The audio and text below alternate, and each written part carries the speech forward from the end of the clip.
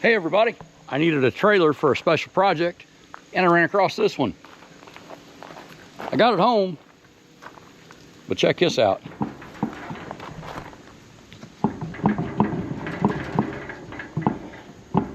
So let's see if we can fix this.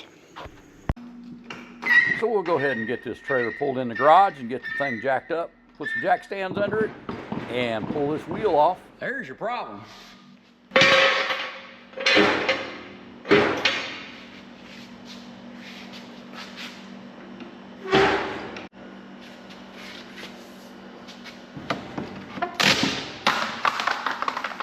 So I've replaced dozens of wheel bearings and hubs over the years.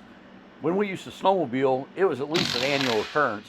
I'm just glad to not be doing this one on the side of the highway. I changed one time right in the middle of downtown Chicago. But anyway, I thought I'd go ahead and show everybody how to do this. And if it's something that you're hauling a trailer, maybe a little landscape deal or something, and you get a wheel bearing go bad, you know, this is a job that you can easily do yourself. And here's how we do it.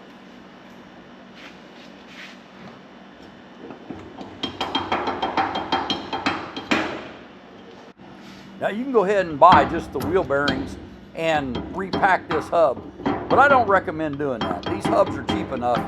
Just go ahead and get you a new hub. And in fact, the hub I've got has been sitting on a shelf for probably 10 years and it's not pre-greased.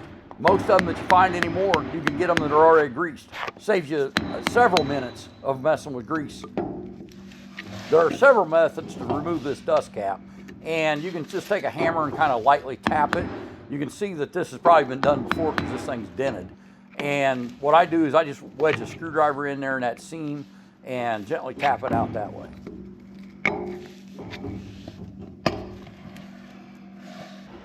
This castle nut holds this on, and then that cotter key is in there to keep that castle nut from working off.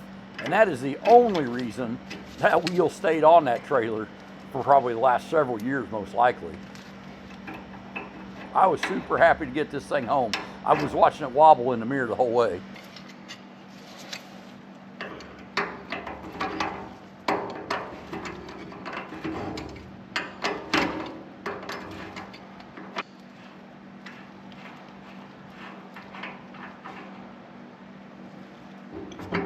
Go ahead and pull this hub off. And this is the outer bearing, and it actually didn't look too bad. But we'll go ahead and pull off the outer bearing and look at it. The outer bearing has left the chat. So all of these hubs have two bearings. The outer one is the one closest to the, I guess, outside of the trailer. And of course the inner one is in towards the inside of the trailer. And these bearings have what's called a race that the rollers ride along in.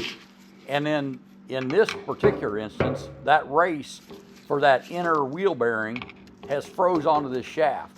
So we've got to see how to get that off. And what I've done a lot of times is I'll get behind it, like lay under the trailer and take a screwdriver and beat it out. I have taken a die grinder one time and cut one off as well. But you run the risk of ruining your spindle, and I didn't want to do that. So I go ahead and throw some degreaser on here and clean this spindle up. And then also look for any damage while I'm doing that. And this spindle looks pretty good. So all we need to do is figure out how to get this inner race off from that inner bearing and slap our new hub on.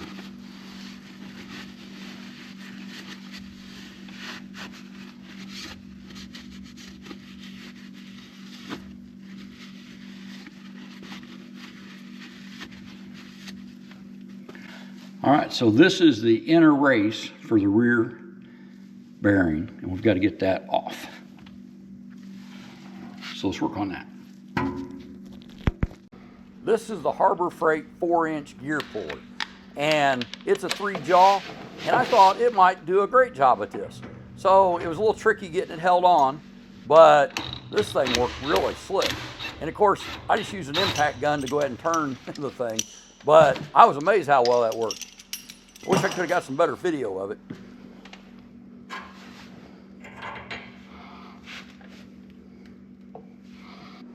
We need to go ahead and pack these wheel bearings for this new hub because this thing was not pre-greased. And that's one of the places where buying the pre-greased one is really worth it. because you need to make sure that you get the grease wedged down into these rollers, not just smeared around on the outside of it. That won't do you a lot of good. Water can get down in there. So basically, the way I was shown to pack grease into bearings without any special tools was to put some of that in your palm and then just work that bearing around in that, squeezing that grease into all those little cracks and crevices. And you know, it's not a horrible job, but pre-grease hubs are the way to go for sure. I definitely don't want to be sitting around on the side of a highway trying to grease some bearings. And so like I said, one more reason to get the pre-lubed ones.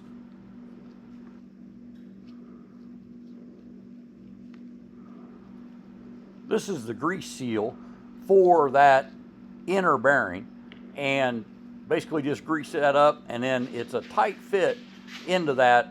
They make special bearing drivers and seal drivers, but I just used a big 1 3/4 socket and my dead blow hammer and tapped that right in. Worked pretty slick.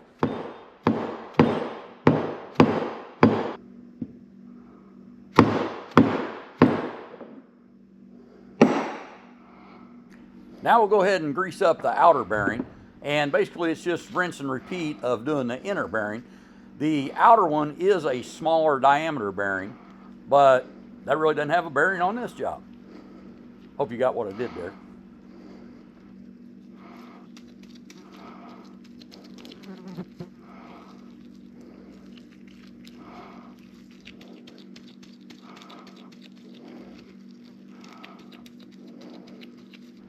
Once the outer bearing is greased, it just sits down in the race that's made for it. And then what holds that in is that big washer, your castle nut, and then the castle nut is held with the new cotter key. And they say never reuse cotter keys, and I have reused them a time or two, but I've got new ones here in the shop, so we'll go ahead and throw a new one in as well. I'll go ahead and grease up this spindle. We want to make sure that there's nothing sticky, nothing rusty on that. And I'll go ahead and throw in a bunch of grease inside this hub as well. There is not a grease zerk fitting or anything on this hub. A lot of them do have them, but this one doesn't. So we just throw some grease in it, just better safe than sorry.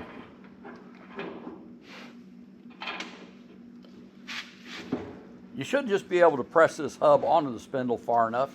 And if not, you know, you can always take your mallet and tap it on a little further. The other thing is, if you have enough threads that you can put your castle nut on, you can go ahead and use your castle nut to work that thing on as far as it needs to go.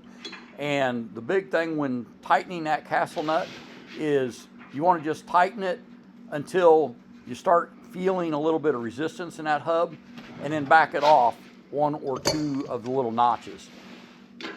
If your castle nut is too tight, your wheel bearing will run hot, which will cause problems. If it's too loose, your wheel will have a little bit of wobble in it.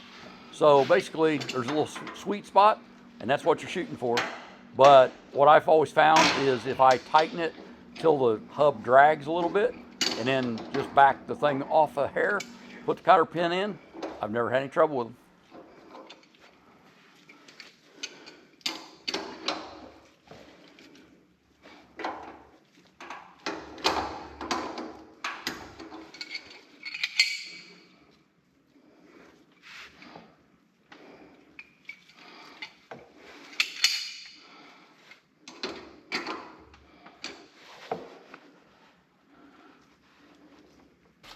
I've got the hub where I want it.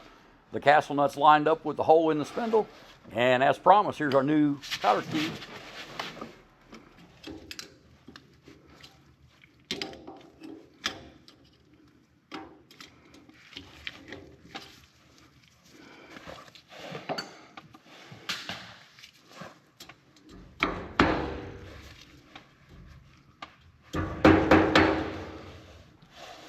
I go ahead and throw a little grease in the dust cap, as well as coat the castle nut and all that area with grease. Basically, you want to have grease to keep water from getting into your hub. So I just coat everything with grease. The little ones like the bearing buddies and the dust caps that have grease zerks, this is a little easier on, but this does the same thing. Not a problem.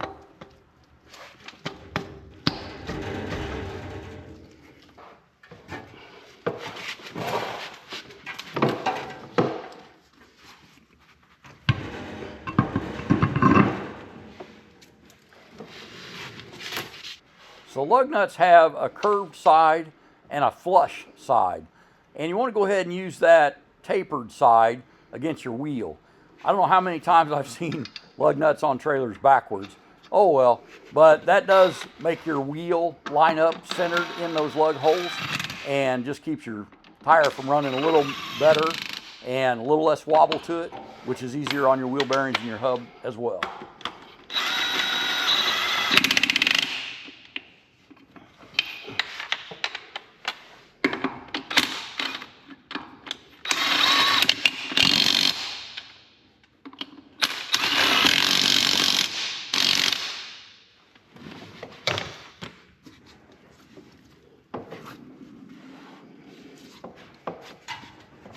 All right, and look at that tire spins just like nobody's business, and there's no wobble to it. Hey, if you got anything out of this video, give us a thumbs up. It absolutely helps this channel, and we invite you to subscribe to see more. Have a great day, and above all, be safe. Thanks a lot for watching.